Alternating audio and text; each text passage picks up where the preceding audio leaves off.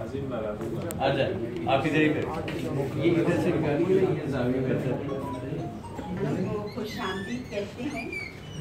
और last time जब यहाँ पर आए थे तो 3 माह के बाद फिर ये मुशायरा जो है मुनाकिद किया गया है और इसका कहा भी गया था कि हम हर 3 माह के बाद मुशायरा जो है वो मुनाकिद करते रहेंगे। अब 3 माह ने तकरीबन ईरान में शेर सुखन उरूज़ के हवाले से प्रोग्राम मनाया गया और उसी के सिलसिले की आज ये कड़ी है और इसमें आप सब शरीक हैं तो बहुत अच्छा लग रहा है। और यही कहूँगी मैं कि दिल की धड़कन में आरज़ू तुम हो, सब निगाहों की जुस्तजू तुम हो, जज्बे सादिक से जिसने काम लिया फिर उसी रूह के रूबरू तुम हो। तो शुक्रगुजार हैं हम खुदाए बुजुर्ग व बरतर के जिसने हमें ये ज़िंदगी दी और जो कहर करने में धीमा और शफ़क़त और आस्ती में गनी है और हमेशा हमें संभाले रखता है, हमारी मुहाफ़िज़त करता है। उसी के नाम से आगाज़ करते हैं और आगाज़ एक ऐसी शख्सियत कर रही हैं जिनको आप सब जानते हैं। इस्लामी जमहूरिया ईरान के डायरेक्टर हैं डॉक्टर तालबीनिया, जो तिलावत कलाम पाक भी करेंगे और अपने खूबसूरत अल्फाज से भी हमें नवाजेंगे। बिस्मिल्लाहिर्रहमानिर्रहीम।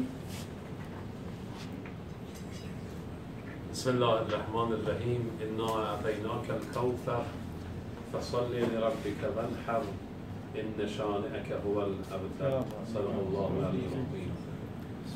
خیلی مقدم عرض میکنم خدمت همه عزیزان و شاعران، برادران و خواهران اهل قلم و اهل رسانه که دعوت ما رو قبول کردید و تشریف آوردید. آقای محمد رضا شما ترجمه کنید. بلند همونجا ترجمه کنید. بعد خیلی مقدم به همه चावा साहब आप सबको यहाँ पे आने का तशरीफ आवरी का खैर मक़दम अर्ज़ कर रहे हैं।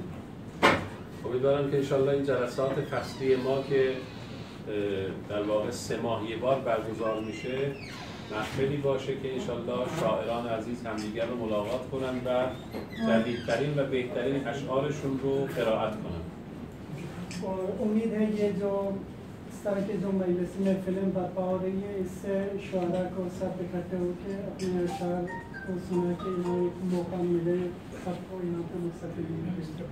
جلسه امروز ما هم در واقع در سالروز شعر و ادب فارسی که در ایران روز رحلت شهریار تبریزی به نام روز شعر و ادب فارسی نامیده شده. आज की जो महफिल है ईरान में शहरियार जो एक ईरान के बड़े शायर हैं उनके उसके मुनासिबत से ईरान में यौम तकरीम शेर और अदब फ़ारसी के नाम से मंसूब है। 18 سپتامبر 27 شهریور 18 سپتامبر روز شعر و ادب فارسی.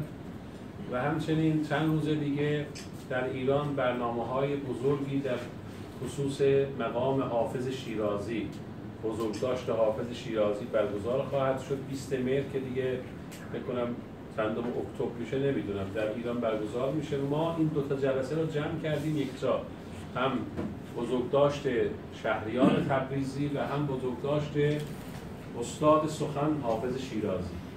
और इसी तरह ईरान में कुछ दिन बाद ईरान के बड़े शायर हाफिज़ शिराज़ी का यौम तकरीम है, तो इसी मुनासिबत से ये शहरियार यौम शेर अदब फ़ारसी और हाफिज़ को हमने इकट्ठा किया है इस प्रोग्राम पर। خب علت این که ما این 2 جلسه رو با هم گرفتیم جهتش اینه که شهریار اشعارش رو الهام گرفته از اشعار حافظ میدونه و استاد خودش رو حافظ معرفی میکنه. और ये 2 महफिलें एक साथ हमने इकट्ठे किया आज की महफिल में इस वजह से कि शहरियार जो है बहुत इंस्पायर थे, मुतासिर थे हाफिज़ शिराज़ी से। درست شهریار یک شاعر ترک زبان هست، منتها بسیاری از اشعار او به زبان فارسی سروده شده. हालांकि शहरियार है वो तुर्क ज़बान की शायर है लेकिन उनके बहुत सारे अशार फ़ारसी में हैं।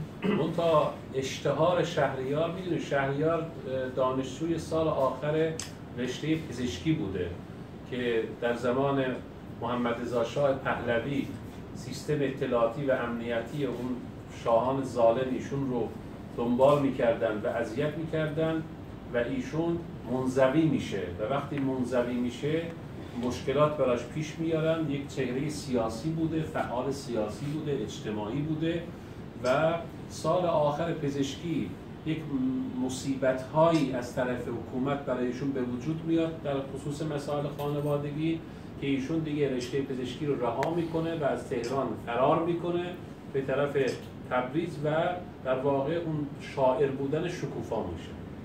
شهریار है ये मेडिकल के फाइनल ईयर में स्टूडेंट है कि और इनकी सियासी एक्टिविटीज़ कल्चरल सियासी एक्टिविटीज़ से सकाफती तो लेकिन ईरान में शाह के जो इंटेलिजेंस है सवाब के नाम से इनकी एक्टिविटीज़ की वजह से इनका पीछे किया, इनके लिए मतलब अरसा तंग किया तो ये उस दौरान आइसोलेट हो गए। फिर उसके बाद ये तेहरान से तबरेज़ चले गए। फिर उसी दौरान इनकी जो शायरी का वो है फ्लोरिश हो गया बाहर। در واقع یکی از مشکلاتی که ما در دوره قبل از انقلاب داشتیم یکی از مشکلات اون مشکلات فرهنگی بود، یعنی اهل ادب و هنر واقعی آسایش نداشتن از دست حکومت. بعد از انقلاب اسلامی شاعران قدر و قیمت دیدن. جهتش هم این بود که رأس حکومت که مقام موثق رهبری خلیفه امام خامنه‌ای باشه ایشون در سال یک بار جلسه‌ای تشکیل میدن و شعرا رو جمع میکنن، هر سال یک بار. از اون روزی که ایشون رئیس جمهور بودن این اتفاق افتاده و الان هم که ایشون رهبر هستن این جلسه ترک نشده، یعنی هر سال یک بار در نیمه ماه رمضان شعرا جمع میشن